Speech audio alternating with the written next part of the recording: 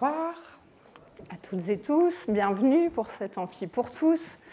Nous allons parler de l'amour et je vais donc vous présenter un certain nombre de recherches que j'ai effectuées avec une collègue que je salue au passage, qui est donc Audrey Arnoux, qui elle aussi est maîtresse de conférence, mais à l'université Toulouse 3. Donc je parlerai aussi en son nom. Je vais vous demander, pour commencer, d'imaginer. Imaginez que vous avez 30 ans. Alors ça va faire peut-être plaisir à certains. Et en plus, je vais vous demander d'imaginer que vous êtes célibataire. Là, ça va peut-être pas faire plaisir à tout le monde. Alors, dans ce cas, sachez, pour commencer, que vous n'êtes pas seul. En France, aujourd'hui, il y a environ une personne sur 5 qui est célibataire, entre 26 et 65 ans. Et sachez que vous vivez plutôt bien la situation. Parmi vous, il y a environ 2/3 des personnes qui considèrent qu'être célibataire, c'est une opportunité de vivre sa vie, de découvrir des choses. Et parmi eux aussi, il y en a quand même également les 2/3 qui ressentent une certaine forme de pression sociale. Voilà, on les intime à trouver quelqu'un comme si la norme voulait qu'il fallait qu'on vive en couple. Et pourtant, parmi ces gens qui se sentent quand même bien, il y en a 50% qui ont quand même pour aspiration de retrouver quelqu'un. Et c'est là que, de nos jours, on peut se demander comment trouver l'amour. Alors, comment trouve-t-on l'amour de nos jours? Est-ce que vous avez des idées? Par quel vecteur? Par quelle situation? Par quel contexte? Le travail. Quoi d'autre? Le sport, les activités de loisirs. Les relations personnelles, amicales, familiales, et puis surtout, forcément, les réseaux sociaux et les sites de rencontres en ligne. Maintenant, le tout est de savoir dans quel ordre. Parmi les Français qui se sont mis en couple en 2021, donc depuis moins d'1 an, bien sachez que le premier vecteur de rencontre, c'est bien Internet, via les réseaux sociaux et donc les sites de rencontres en ligne. En deuxième, viennent, vous voyez tout en bas la barre grise, autre, parce que oui, on peut crever sur la route et rencontrer quelqu'un et ensuite vivre une formidable histoire d'amour, ou être dans une queue en attendant de rentrer au cinéma et autres. Bon, en troisième, vous voyez qu'il y a la mention d'Internet à nouveau, mais cette fois-ci pas sur les réseaux sociaux. Ça peut être par exemple à l'occasion d'une compétition de jeux vidéo en ligne, vous participez à une équipe et puis là, vous allez rencontrer l'amour.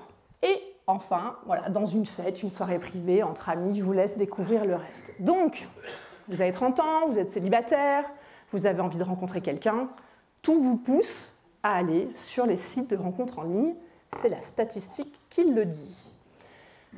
Il faut savoir que 31% de la population française a quand même déjà été sur un site de rencontre en ligne. Donc, on va dire que c'est un phénomène massif. La technologie moderne qui a induit Internet a permis aux célibataires de démultiplier l'offre possible, surtout aussi de la diversifier. Si vous voulez donc trouver quelqu'un via les sites de rencontres en ligne, vous allez plonger dans un univers assez particulier qui, par ailleurs, est en pleine expansion. Mais je voudrais faire un petit stop dans ma conférence pour simplement rappeler que les stratégies conjugales de recherche de partenaires, elles n'ont pas attendu Internet pour exister. Bien avant, on avait par exemple les fêtes des Catherinettes, où on craignait que les jeunes femmes âgées de 25 ans ne trouvent pas preneur. On a eu aussi, dans le monde des médias, des journaux spécialisés de rencontres en ligne, et ça dès la fin du 19e siècle. Donc passer par un média de masse n'est pas un phénomène nouveau. Donc vous avez 2 universitaires qui se sont penchés, donc mademoiselle Gaillard et ensuite monsieur de Saint-Guy qui est aussi sociologue. Si on revient maintenant à nos sites internet, il faut voir que le marché français en fait est en pleine explosion depuis des années. Là, vous avez un schéma qui vous montre à quel point le nombre de sites internet avec une audience significative croît d'année en année. Et si on enlève ce critère d'audience significative, on en est même à des milliers. Alors, quel type de sites de rencontres vous pouvez trouver? Tout d'abord, il y a ce qu'on appelle les sites généralistes. Alors, le site généraliste, c'est celui qui est destiné à l'ensemble de la population et qui a plutôt pour objectif de trouver une rencontre dite sérieuse.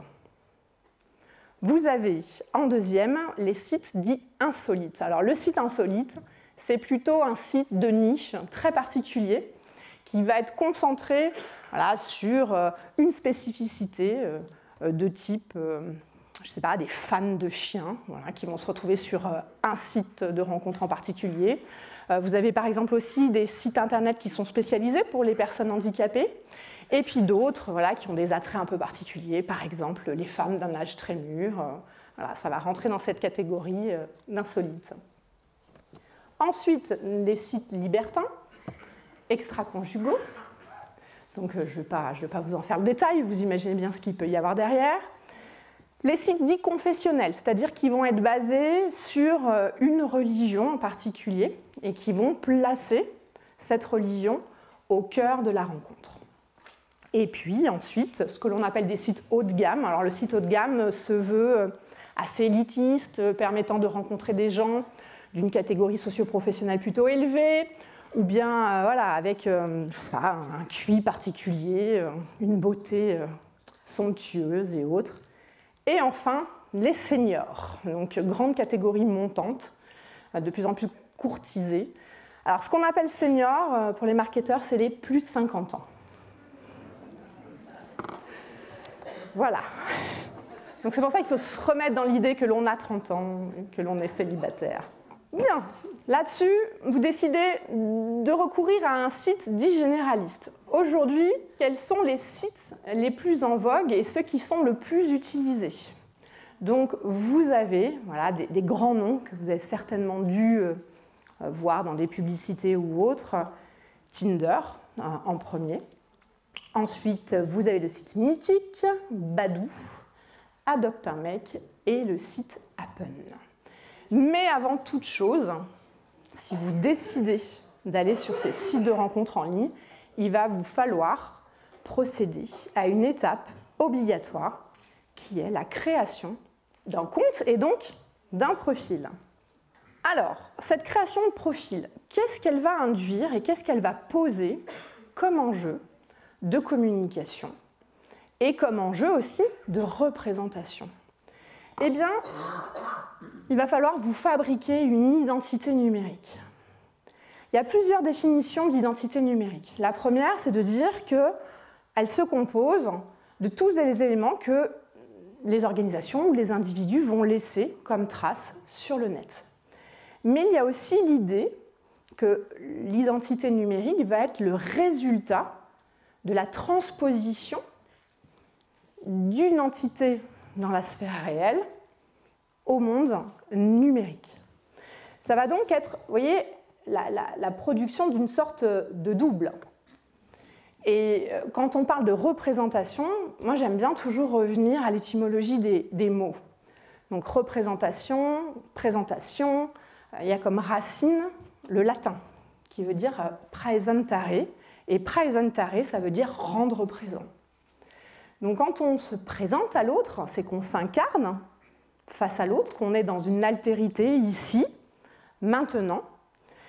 Et quand on va donc se représenter, là il y a l'idée d'une répétition, il y a l'idée d'un double, on va faire en sorte de continuer à se rendre présent à l'autre alors qu'on ne l'est plus réellement.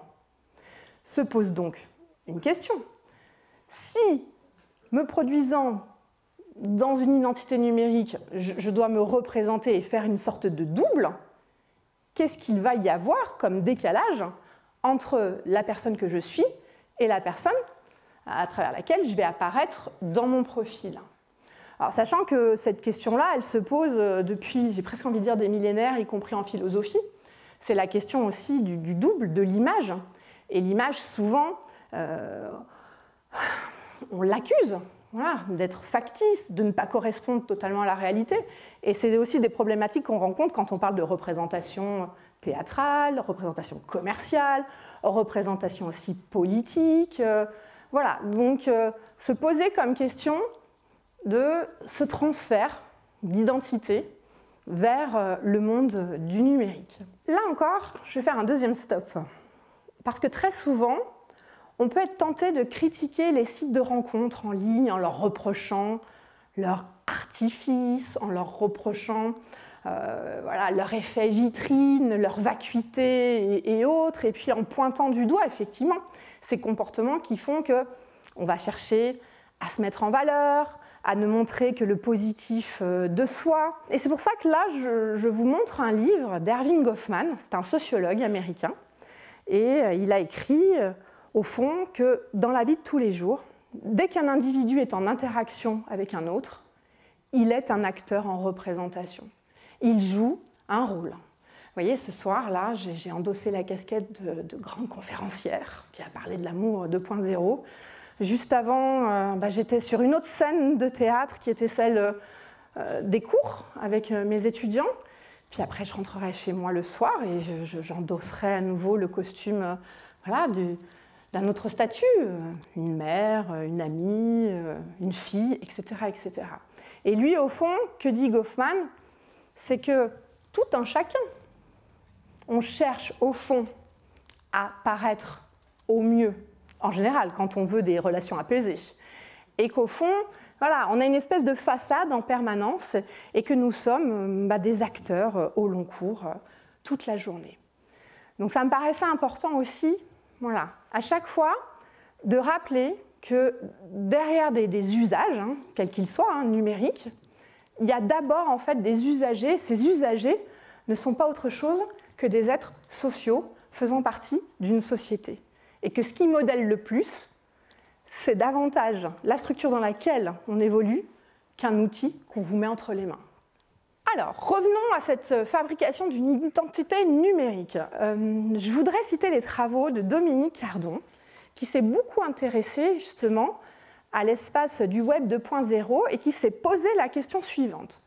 Comment apparaître dans mon être selon les plateformes sur lesquelles je peux naviguer? Et lui, ce qu'il a formalisé, c'est qu'au fond, il y a un premier axe voilà, sur lequel on peut déjà se positionner quand on va sur Internet. Donc l'axe de l'être et l'axe du faire. C'est ce qu'il appelle un processus de subjectivation. Ça veut dire quoi? Ça veut dire qu'à un moment donné, il va falloir que je dise qui je suis. Je suis une femme, voilà, j'ai des attentes particulières quand je recherche un site internet, je vais mettre des photos. Voilà. Et à un moment donné aussi, je vais pouvoir entrer dans l'action à proprement parler. Par exemple, m'engager dans des chats, voilà, échanger, discuter, alors que ce soit à l'oral ou que ce soit à l'écrit. Et pour lui, il y a aussi un deuxième axe qui importe dans la constitution de cette identité numérique. C'est un axe qui va du réel au projeté. Dans le sens où, sur Internet, je peux faire correspondre mon être ou mes actions à ce que je suis vraiment, mais Internet me donne aussi d'autres possibilités. Et ces possibilités, c'est d'aller du côté du projeté, si vous voulez, d'aller du côté du virtuel, de l'imagination, de l'invention. Et c'est ce qu'il appelle un processus de simulation. Et quand il a réfléchi à essayer de mettre les différents types de structures, Instagram, voilà, des sites de rencontres en ligne, il a déterminé qu'au fond, les sites de rencontres, ils correspondaient à cette partie-là de l'identité. C'est-à-dire que le contrat théorique, c'est de dire qui l'on est et de dire qui l'on est dans le réel, en donnant effectivement son sexe, son âge, ses caractéristiques physiques, des photos, ses indicateurs psychologiques, voilà, ses qualités, ses défauts, son humeur, sa disponibilité, sa localisation. Mais bien évidemment, ces sites de rencontres en ligne ne peuvent jamais être le garant de la véracité des éléments que vous allez lui apporter. Et c'est pour ça que Fanny George, une autre sociologue, explique qu'au fond, on ne peut avoir une identité numérique que déclarative. Et c'est important. Et en même temps aussi, j'ai envie de dire, est-ce que les gens, beaux parleurs ou beaux parleuses, ont attendu les sites de rencontres en ligne pour être des jolis cœurs, pour tenir des discours, voilà, pour se montrer dans des situations qu'ils n'étaient pas, dans un contexte de séduction? Là encore, non. Mais bon, on se lance. On va sur un site de rencontre et on commence à rédiger son profil. Audrey et moi avons mené une enquête statistique sur un échantillon de 1139 personnes et qui étaient âgées de 18 à 34 ans en mars 2022. Et on a posé la question suivante. Quand vous faites un profil, est-ce que vous êtes seul à le faire? Est-ce que vous vous faites aider ou est-ce que quelqu'un d'autre le fait? En général, la réponse, vous voyez, la plus écrasante, c'est non, je reste aux commandes. C'est une histoire de moi et moi dans mon double de mon profil. On leur a demandé aussi, quand ils allaient indiquer certains éléments, ce qu'ils avaient dissimulé ou embelli ou tu. Voilà, quel était, on va dire, le degré de transparence par rapport à son être véritable. Eh bien là, regardez, 18% admettent effectivement composer avec la réalité. Alors vous allez me dire, oui, ils n'ont peut-être pas osé quand même. C'était un questionnaire entièrement anonyme et en général, voilà, pris dans toutes les questions, on sait que l'on a quand même plus de facilité à récolter une sorte de conformité que dans d'autres situations. Mais c'est sûr que ça n'empêche pas à nouveau les dissimulateurs de la dissimulation. Bien. Maintenant, je voudrais vous solliciter et vous demander ce que vous pensez que les femmes et les hommes vont avoir tendance à cacher, minimiser, embellir. Voilà, on va commencer par les femmes. À votre avis, une femme entre 18 et 34 ans qui va sur un site de rencontre en ligne, quand elle fait son profil, voilà, sur quoi elle va ne pas insister. Son mauvais caractère. Son mauvais caractère, d'accord. On va voir les résultats. Sur quoi? Son physique, j'entends. Alors, vous pouvez être plus précise? Sur quoi dans son physique? Le poids. Son poids, ok. Qu'est-ce qu'elle va minimiser encore? Son côté naturel. Elle va essayer d'être un peu plus sophistiquée, c'est ça? Son côté naturel? Ok. Le métier? Le métier, la profession, bon. D'autres idées? Les enfants. Ah, les enfants. Bon, sachant que 18-34 ans, vous savez, aujourd'hui, on fait des enfants de plus en plus tard. Donc, mais oui. Alors, allons-y, découvrons les résultats. Eh bien, à la première place, effectivement, des éléments qui ont trait à la taille et au poids. Suivi ex aequo, avec des signes spécifiques liés au physique. Par exemple, je porte des lunettes. Ben oui, voilà. Ou d'autres. Et puis enfin, l'âge.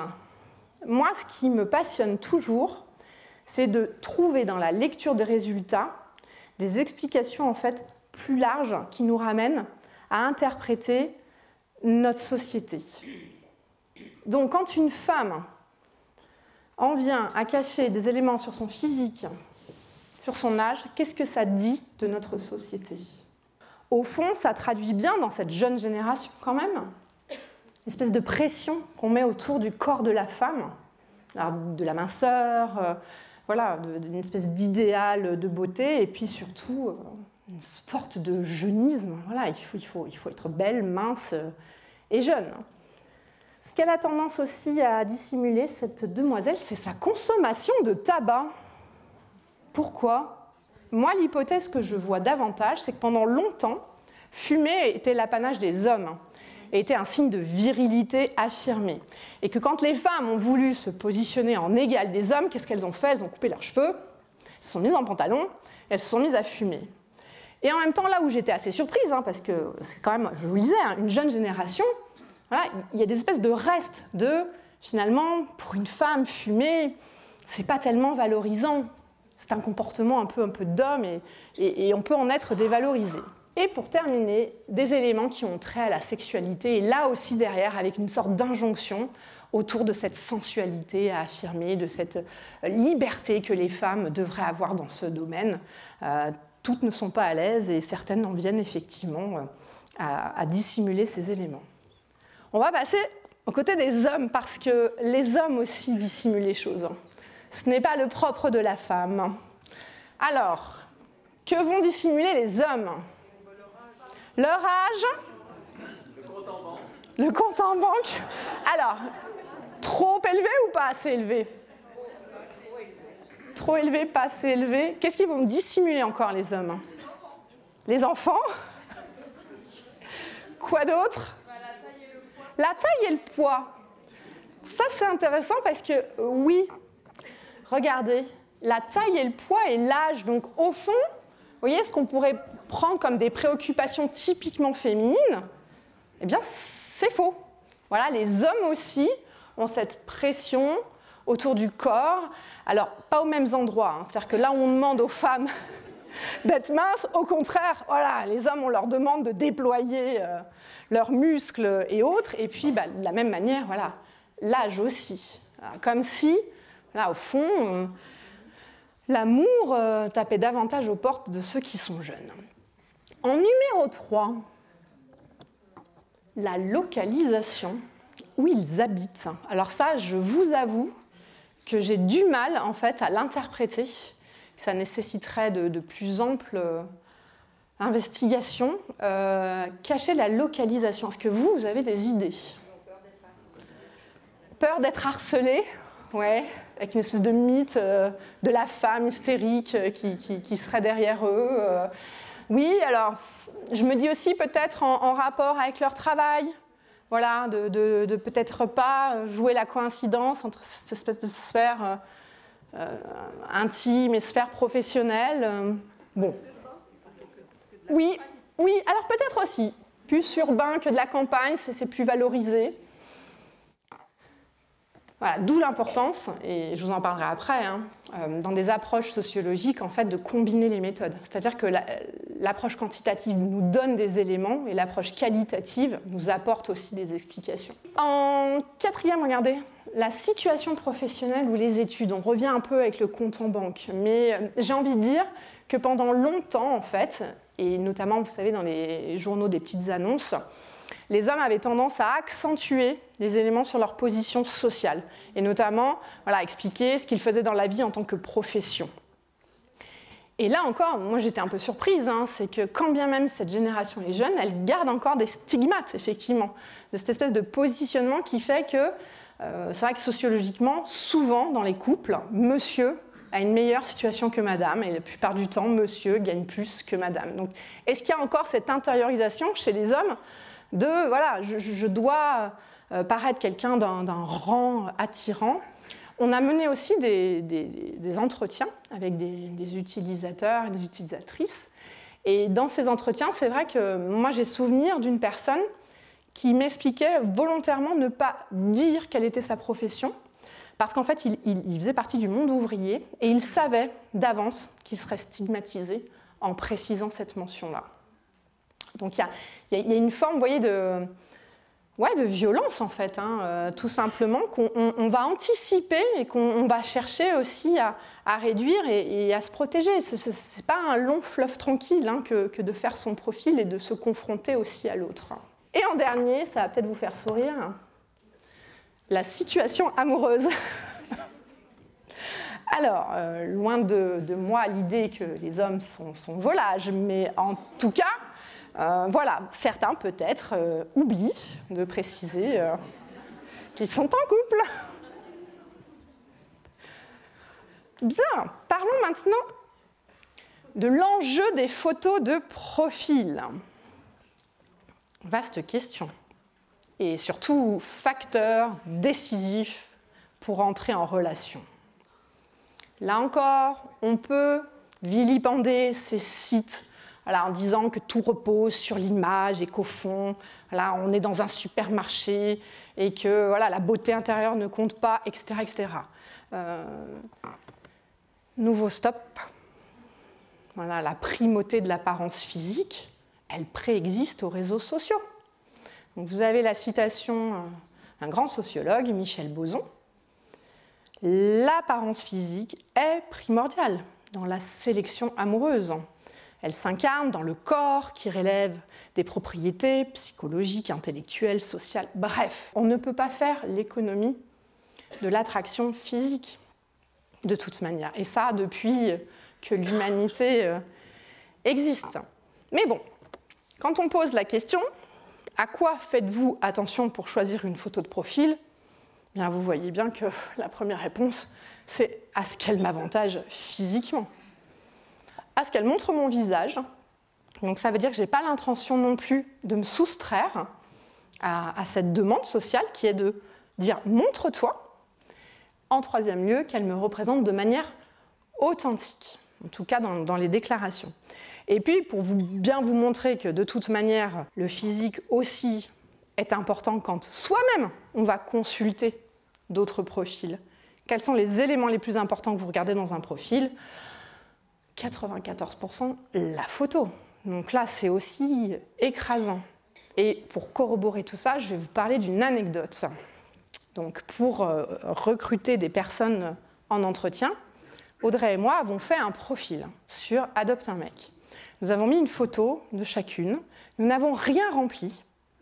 Nous avons seulement, dans la description, indiqué que nous étions des chercheuses, mais que nous ne cherchions pas l'amour. Et que dans ce cadre-là, nous avions besoin de témoignages et de gens prêts à discuter.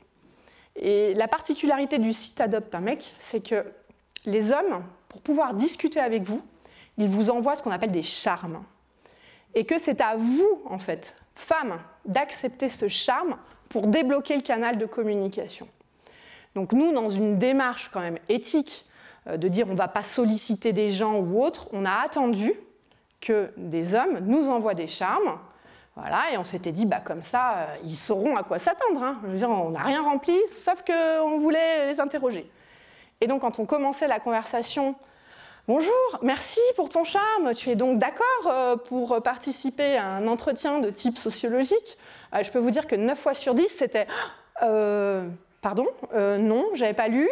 Abonné absent, les gens n'y répondent plus. » Ou alors « Non, je n'avais pas vu, mais en fait, non, ça ne m'intéresse pas. » Ou « Non, je n'avais pas vu, mais OK. » Donc là, on a bien la preuve par l'expérience que de toute manière, oui, c'est la photo qui détermine la première mise en relation. Donc je vous le disais, on a beaucoup travaillé sur adopteunmec.com. C'est un site qui a été créé en 2007. En général, la moyenne d'âge des utilisateurs est autour de 31 ans. Il y a quand même 25% des 18-39 ans qui ont déjà utilisé ce site. Et il y a environ presque 3 millions de visites par mois. Donc ce qu'on a fait dans un premier temps, c'est qu'on s'est concentré sur les photos des hommes.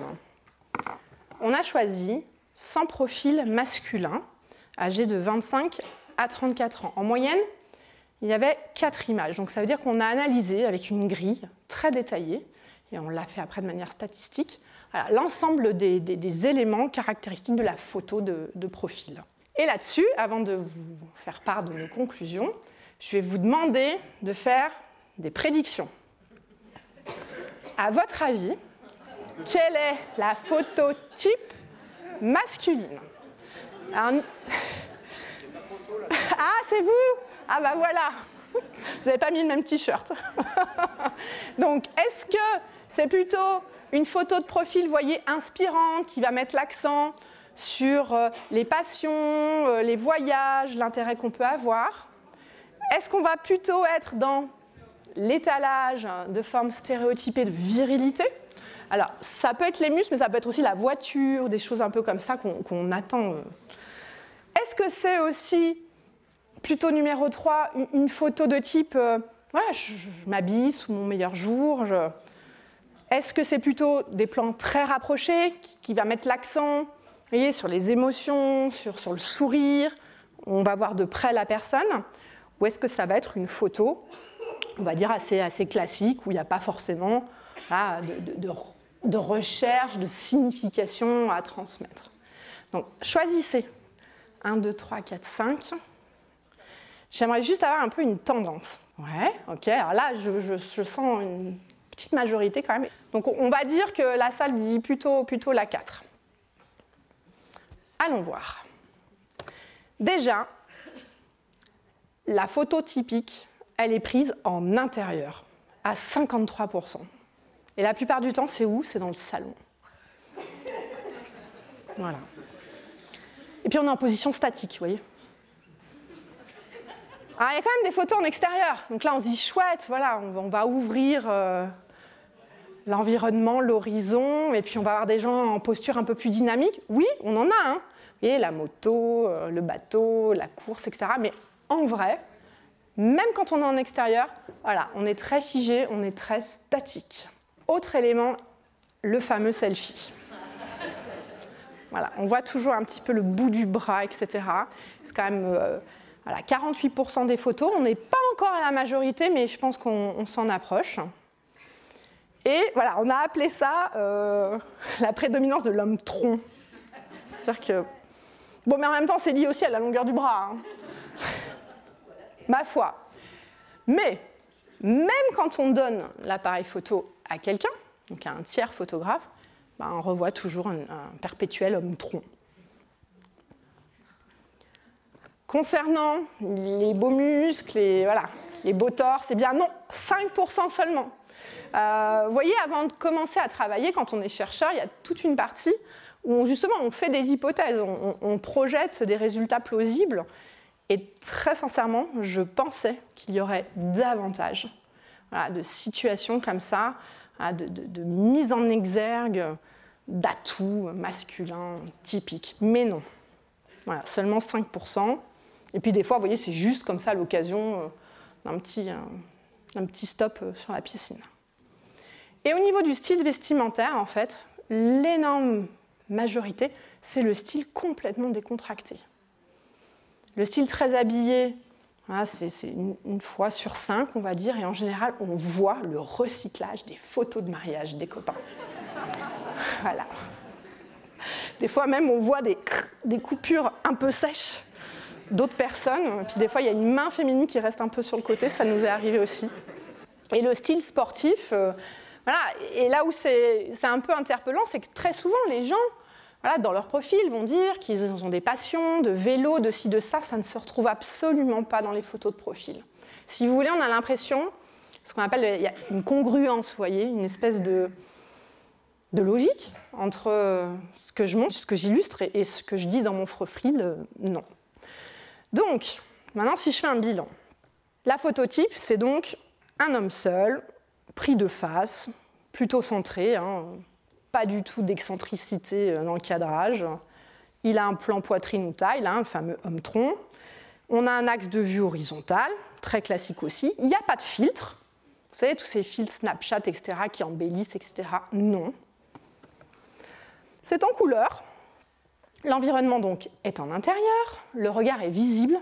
Donc, effectivement, là où, vous voyez, quand on demandait aux gens s'ils montraient leur visage, oui, mais en plus, ils montrent pleinement leur visage. Il y a vraiment très, très peu de photos où un chapeau est un peu baissé, où les gens tournent le dos, où les gens ont des lunettes de soleil.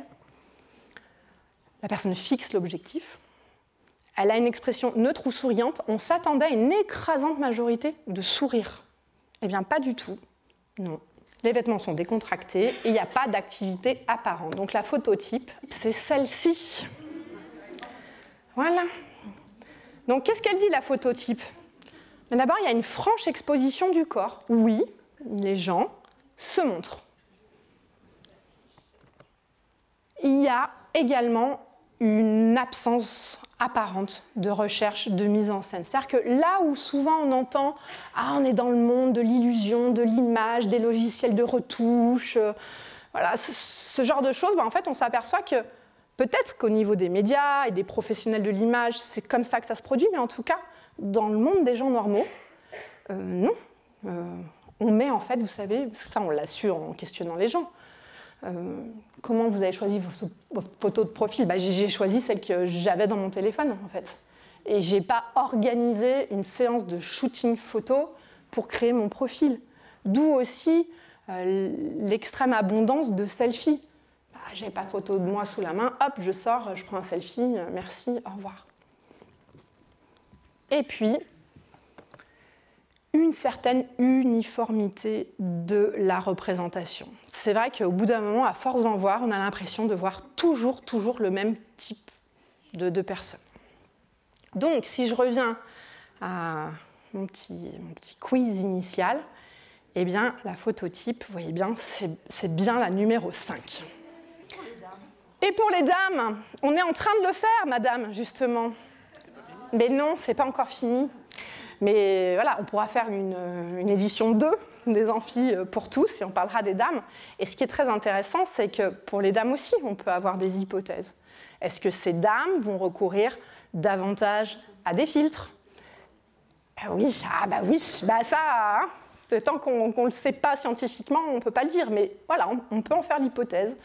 D'autres hypothèses, est-ce que ces dames vont faire, vous voulez dire? En entier, ouais, se montrer davantage en pied, peut-être. Qu'est-ce qu'on pourrait aussi avoir comme hypothèse? Plus une mise en scène, plus une recherche de l'esthétisme. Moi, je me pose la question des bijoux. Et vous? Moi, je pense qu'il y aura très peu de photos qui seront prises sur le moment.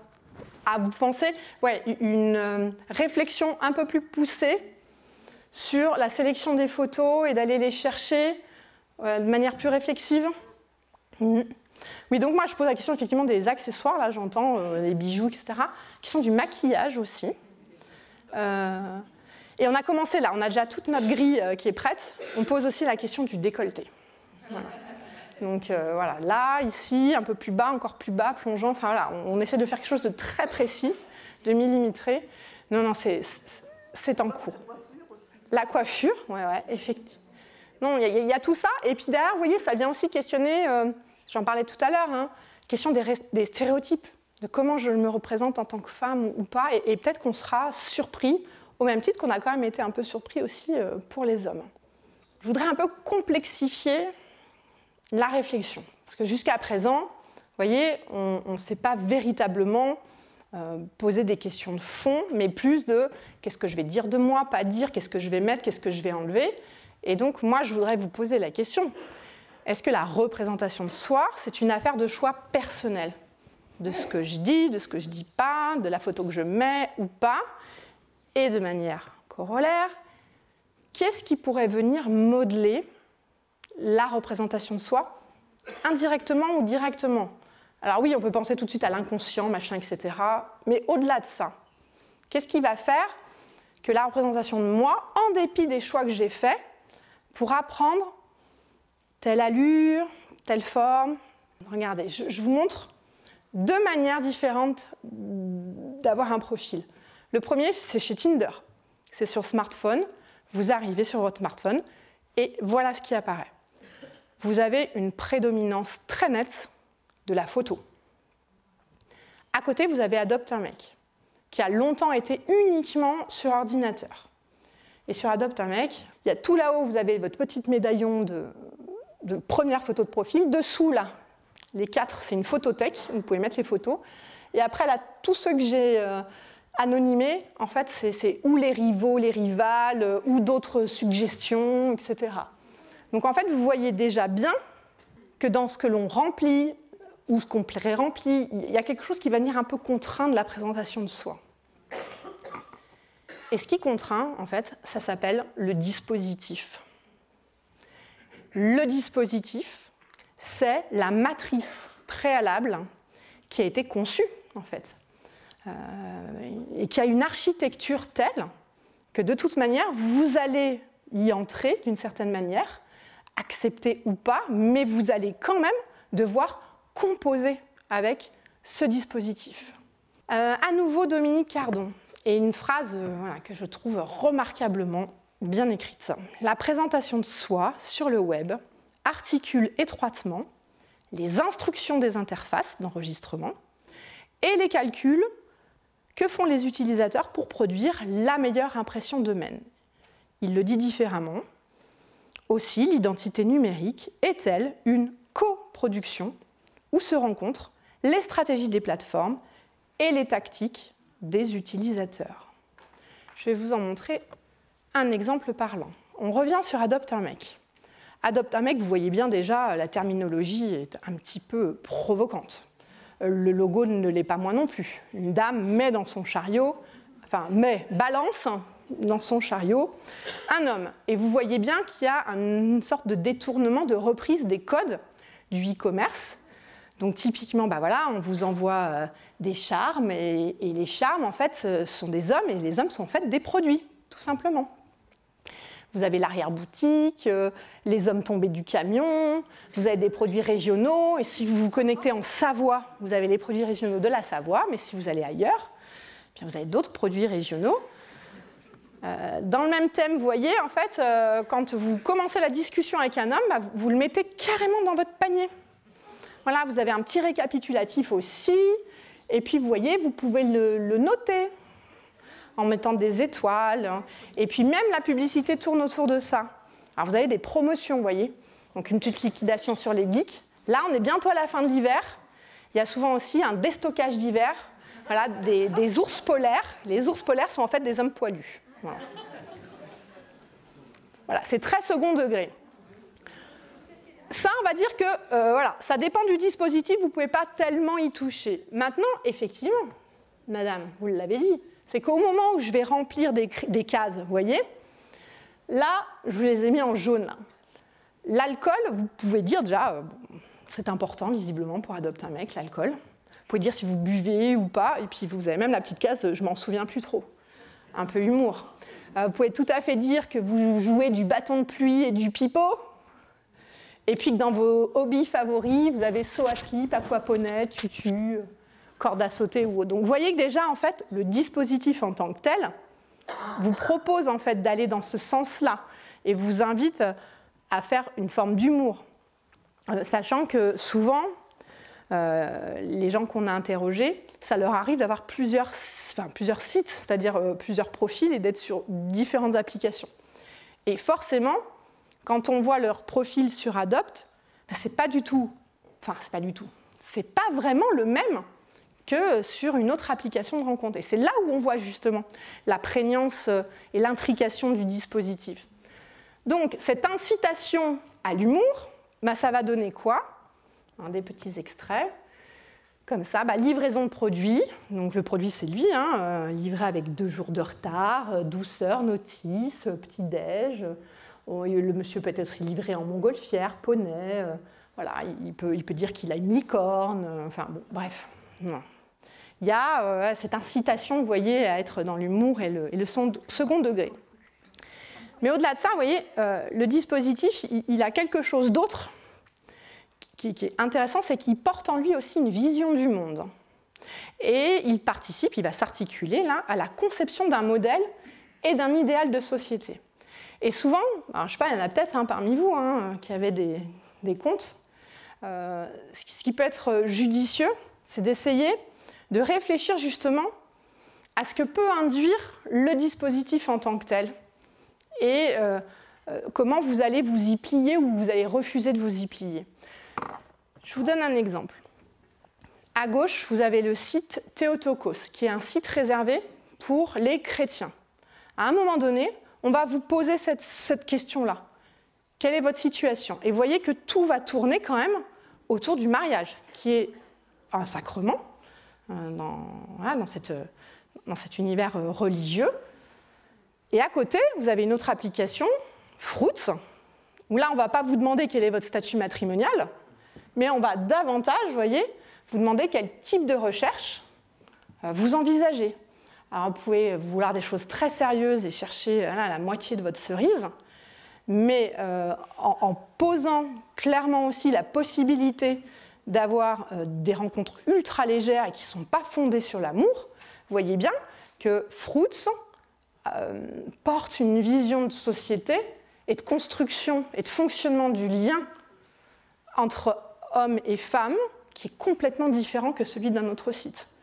Alors, en général, les gens qui vont sur Théotokos ne vont pas forcément sur Fruits, on est bien d'accord. Mais, quand même.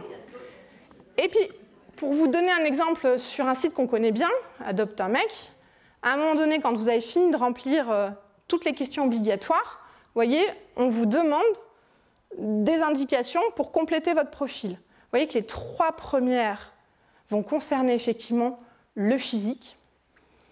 Les deux suivantes vont concerner les substances addictives.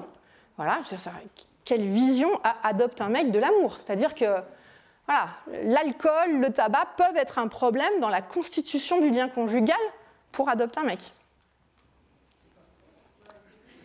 Mais ça, voilà, pourquoi pas? Pourquoi pas?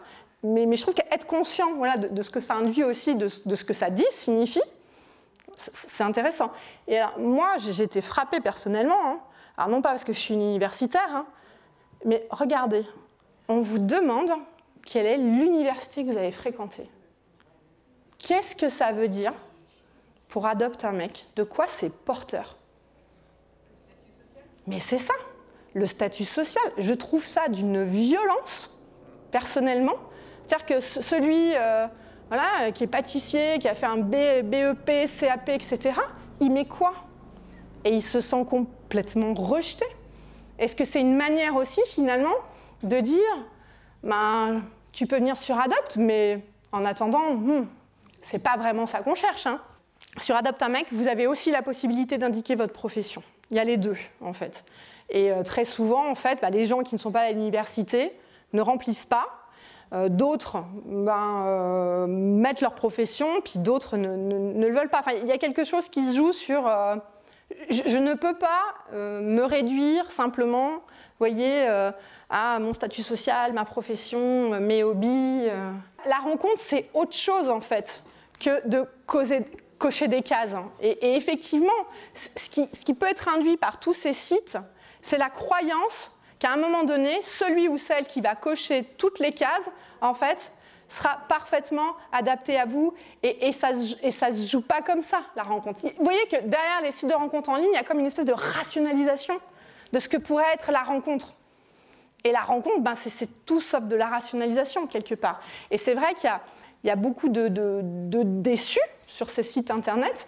Il y a beaucoup de souffrance aussi, voilà, y compris du côté des hommes. Hein, parce que pareil, hein, moi en me positionnant du côté des femmes et en écoutant beaucoup mes amis sur le comportement des hommes sur internet, en interrogeant alors, les hommes, ils nous disent être assez découragés. Dans le sens où, sur Adopt un mec, je vous l'ai dit, c'est la femme qui décide, c'est la femme qui est mise en position de consommatrice. Donc on s'attendrait à ce que la femme, elle prenne les rênes.